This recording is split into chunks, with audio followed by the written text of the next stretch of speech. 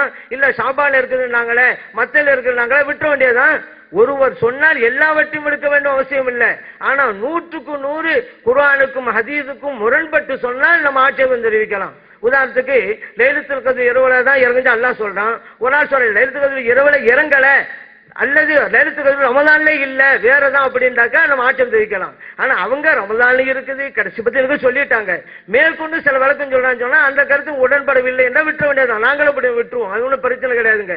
அதனால இது முட்டுக்கட்டை இல்ல இல்ல இப்போ ஒவ்வொரு ஆளை கூப்பிட்டு நீங்க இப்படிதான் விளங்கணும், ஷாபான்ல தான் நீங்க சொல்லணும், ரபிலான்னு சொல்லணும் சொன்னாதான் முட்டுக்கட்டை. அவங்க கருத்து சொல்லி போட்டாங்க, நல்ல கருத்தா தான் எடுத்துக்கலாம், இல்லைன்னா விட்டுற வேண்டியதான்.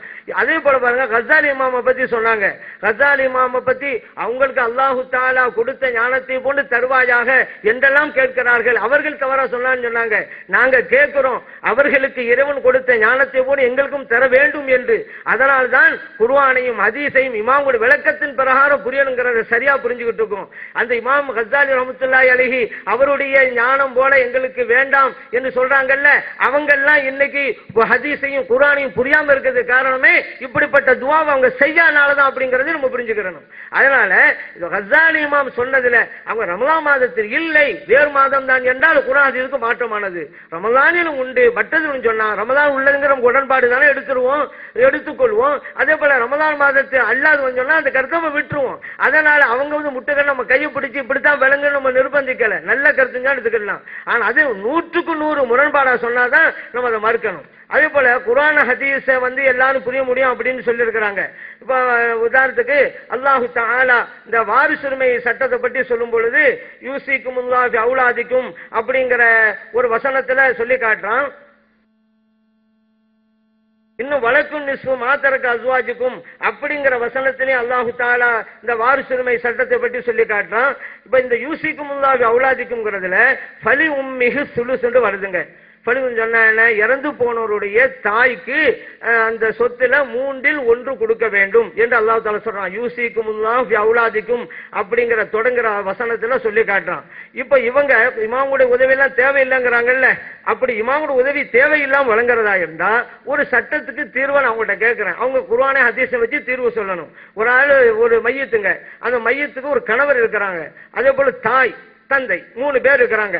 ஃபலி உம்மிஹி சுலுஸ் தாய்க்கு 1/3 சொல்லிட்டாங்கல்ல, குர்ஆன்ல சொல்லிட்டாங்கல்ல, இமாமுடைய உதவி தேவையில்லைன்னாங்கல்ல. அதனால் ஒரு மையத்துக்கு கணவர் தாய் தந்தை 3 இருந்தால் இந்த வசனத்தின் பிரகாரம் இமாமுடைய உதவி இல்லாமல் என்னென்ன கிடைக்கும் அப்படிங்கறத அவங்க சொல்லி காட்டணும். அதே போல கலாலா விஷயம் இருக்குதுங்க. கலாலாவுக்கு என்ன விளக்கம், இமாமுடைய உதவி இல்லாமல் கலாலாவுக்கு என்ன விளக்கம் சொல்லணும். அவங்க விளக்கம் சொன்னாக்கா இந்த விளக்கத்தின் பிரகாரம் இன்னார் எல்லாம் வாரிசுரிமை பெறுவாரா அப்ப நம்ம கேட்போம். அதுவெல்லாம் ஹதீஸின் அடிப்படையில கேட்போம், சும்மாவும் கேட்க மாட்டோம். அப்படிங்கறதையும் இந்த நேரத்தில் நான் சொல்லிக்கொள்ள கடமைப்பட்டிருக்கிறேன். அதே போல லில்லதீன யூலூன மின் நிசாஇஹிம் தரப்புஸ 4 அஷ்ஹுர் அப்படின்னு அல்லாஹ் தஆலா சொல்லி காட்டுறான். எப்படின்னு கேட்டா ஒரு ஆளு தன்னுடைய மனையை பார்த்து சொன்னான், சத்தியமா இனிமே நான் உன்னோட உடல் கொள்ள மாட்டான் அப்படின்ட்டான். இப்படி சொன்னாங்க அது ஈலாண்டு அரபு மொழியில சொல்லுவாங்க. இப்படி செஞ்சுட்டா 4 மாதத்துக்குள்ள அந்த சத்தியத்தை வாபஸ் வாங்கணுங்க.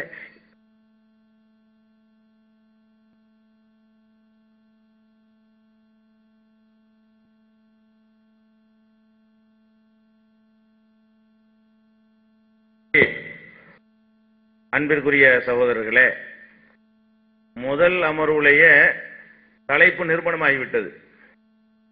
என்ன நிரூபணமாகிவிட்டதுன்னு சொன்னா அது தெளிவா குர்ஆன்ல இருக்குது, ஹதீஸ்ல இருக்குது. இந்த இமாம்கள் போட்டு குழப்பத்தினாலதான் விளக்க முடிய மாட்டேங்குன்னு சொன்னோம்ல. அவங்க குழப்பினதை விட்டுட்டு குர்ஆன் ஹதீஸ் மட்டும் எடுத்துக்கிறேன்ட்டாரு. குழப்பினதை விட்டுப்படுங்க, அப்ப குர்ஆன் ஹதீஸ் தான் நிக்குது.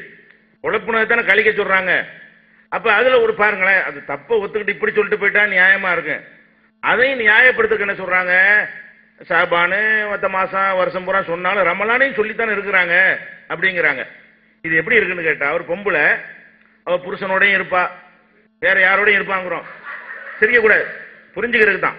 ஒரு பொம்பளை புருஷனோடைய பேர உடனே என்ன இருக்கிறாங்க, அதுல என்ன இருக்கு, புருஷனோட இருப்பான்னு வந்துருச்சுல, அப்படி சொல்ல முடியுமா? அப்ப முரண்பாடே இல்லையாண்டா? அது மாதிரி தானே இருக்கு. ரமலான் அல்லாஹ் சொல்லிவிட்டான்னா ரமலான் அல்லாத சொன்னது குழப்பமா இல்லையா, திமுறா இல்லையா, அல்லாவுக்கு ஏதாவது யுத்தம் செய்யறதா இல்லையா? இந்த இப்னு அரபிங்கிறவன் அல்லாஹ் சொன்னதுக்கு எதிர்த்து பேசி சொல்லி இருக்கும் போது கோவம் வர மாட்டேங்குது. அல்லாஹ்வுடைய இஸ்ஸத்துல மதிக்கக்கூடியவர்கள் கோவம் வரணும், இப்படி இல்லாம சொல்லி இருக்கிறாங்க. அப்ப நபிகள் நாயகம் ஸல்லல்லாஹு அலைஹி வஸல்லம் ரமலான்ல கடைசி பத்துல தேடுங்கன்னு இருக்காங்க.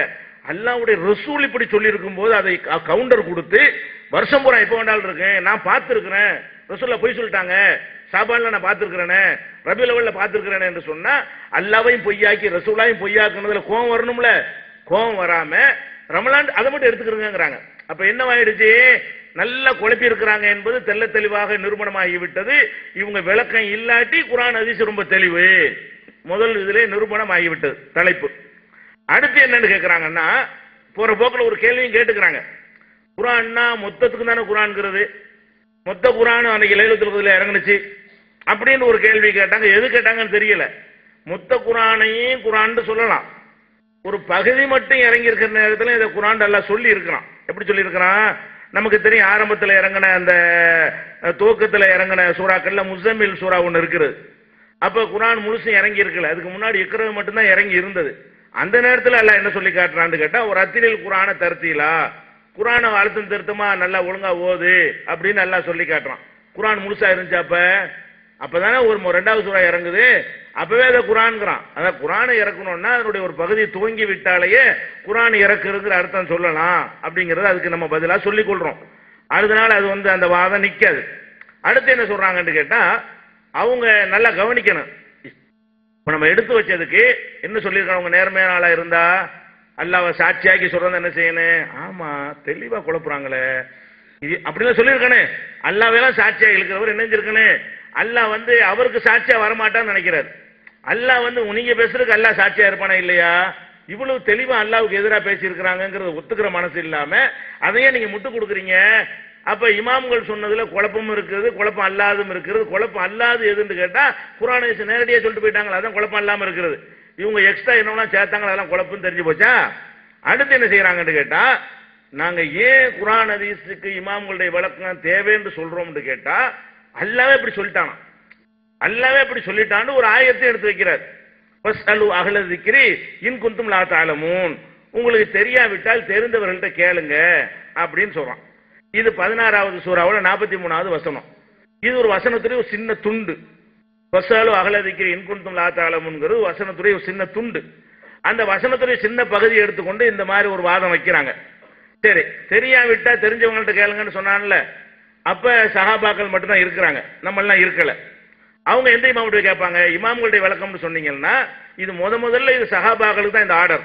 உங்களுக்கு தெரியாவிட்டால் தெரிந்தவர்கள்ட்ட போய் கேளுங்க.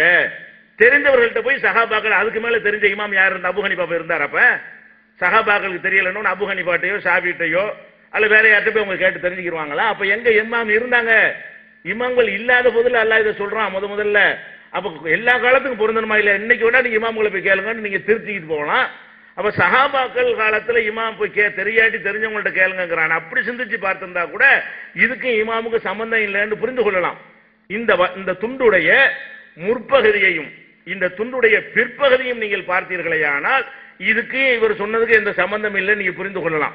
முற்பகுதி என்ன சொல்லுது, ஒமா அர்சல்னா மின் கபலிக்க இல்லா ரிஜாலன் நுஹி இலைஹிம், உமக்கு முன்னால் ஆண்களைத்தான் நம்ம என்னஞ்சோம் வஹி அறிவித்து தூதராக நியமித்திருந்தோம், பொம்பளை அனுப்பல, மனிதரை தான் அனுப்பியிருந்தோம், மலக்குகளை அனுப்பல என்கிற ஒரு கருத்தை எல்லாம் என்ன செய்யறான்னா, உமக்கு முன் நீ தூதர்னு உன்னை சொல்றோம்ல, உனக்கு முந்தி நிறைய தூதர் அனுப்பி இருக்கிறோம், அவங்க எல்லாம் ஆம்பளையா தான் இருந்தாங்க, அதனால உனக்கு தெரியலன்னா சரி தெரிஞ்சவங்கள்ட்ட போய் கேளுங்க அப்படின்னு வருது. இது எதை பத்தி சொல்லுது, ஆண்கள் தான் தூதர்களாக அனுப்பப்பட்டார்கள் என்கிற ஒரு பிரச்சனையில உங்களுக்கு டவுட் வந்தா பக்கத்துல யூதர்கள் இருக்கிறாங்க, கேளுங்க, பொம்பளை நபி வந்திருக்கான்னு போய் கேளுங்க. கிறிஸ்தவர்கள் இருக்கிறாங்க, பொம்பளை நபி ஏதாவது உங்களுக்கு வந்துச்சு அவங்கள்ட்ட போய் கேளுங்க அப்படின்னு அதுக்கு தான் எல்லாம் சொல்றான். அது வேற குர்ஆனை விளங்குறதுக்கா எல்லாம் சொல்லி காட்டுறான். இன்னும் சொல்ல இது சொல்லிவிட்டு இப்படி எல்லாம் சொல்லிடுவாங்கிறதுக்காக வேண்டி எல்லாம் பின்னாடி ஒரு கவுண்டர் வைக்கிறான், முன்னாடி ஒண்ணு பின்னாடி ஒண்ணு. எப்படி சொல்றான் பின்னாடி, ஃபஸ்அலு அஹ்ல ஸிக்ரி இன் குன்தும் லா தஅலமூன், அதுக்கப்புறம் பில் பையினாத்தி வஸ்ஸுப்ரி வ அன்ஸல்னா இலைக்க ஸிக்ர லிதுபையின லின்னாஸி மா நுஸில இலைஹிம், நீ உமக்கு அருளப்பட்டதை நீ விளக்க வேண்டும், நீ விளக்கணுங்கிறதுக்கு தான் குர்ஆனை இறக்கி இருக்கிறோம். குர்ஆனுக்கு அது இல்லைன்ட்டான்ல, தெரியாட்டி தெரிஞ்சவங்கள்ட்ட கேளுங்கன்னு சொல்லிவிட்டு அடுத்து தொட்டு வருது, அது அடுத்த அதே வசனத்துல வருது, அன்சல்னா இலைக்க ஸிக்ர, இந்த அறிவுரை உமக்கு நாம்